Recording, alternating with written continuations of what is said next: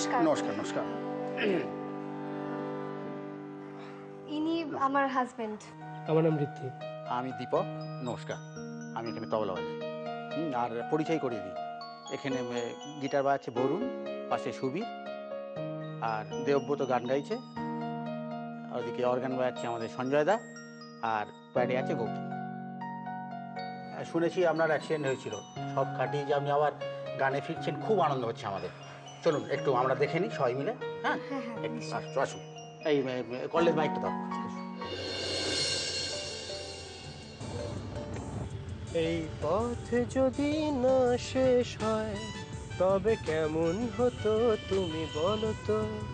যদি পৃথিবীটা স্বপ্নের দেশ হয় তবে কেমন হতো তুমি বলো তো? বলছি, তুমি ফাংশনে গান গাইবে তো? গাইবো তো, অবশ্য আমি গাইতে পারবো তো দুষ্ট? পারবে, সব কিছু পারবে। কিন্তু আমার তো লাইন মনে থাকছে না, সুরও ভুলে যাচ্ছি। সব মনে থাকবে রাজা। জানো তো, ভগবানের আরেকটা ভাষা হলো গান। ভগবানকে ডাকবে, দেখবে সব মনে পড়ে গেছে।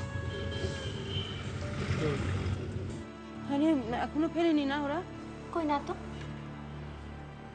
এত দেরি হবার তো কথা না ডাক্তারের কাছে।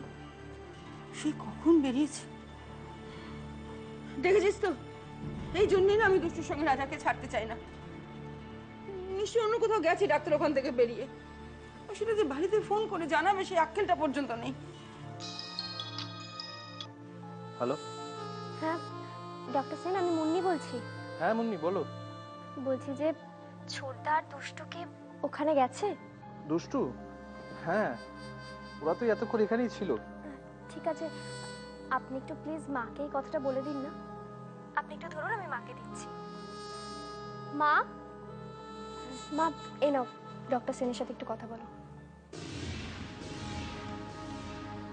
হ্যালো। হ্যাঁ বাবা, কেমন আছো তুমি? হ্যাঁ কাকু, আপনি কেমন আছেন? ওই কেটে যাচ্ছে আর কি। রাজাকে কেমন দেখলে বাবা?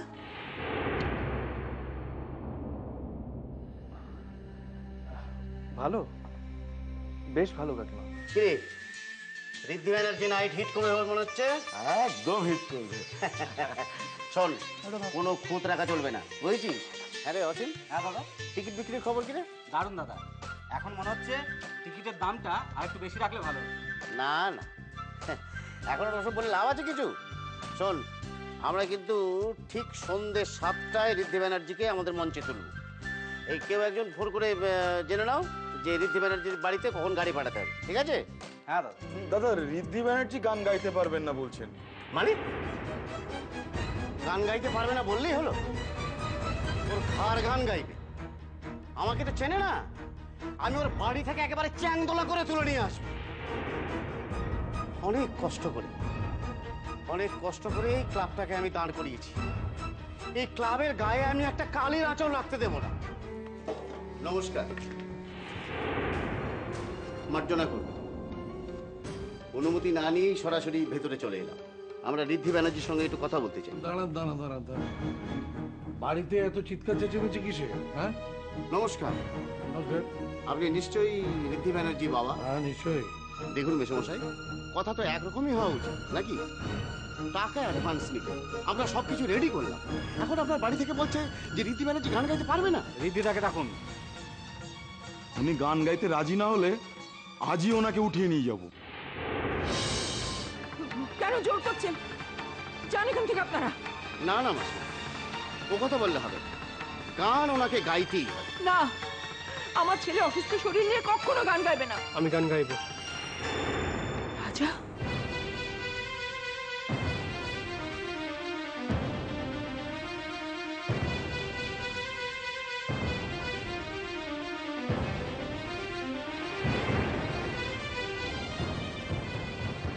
হ্যাঁ মা,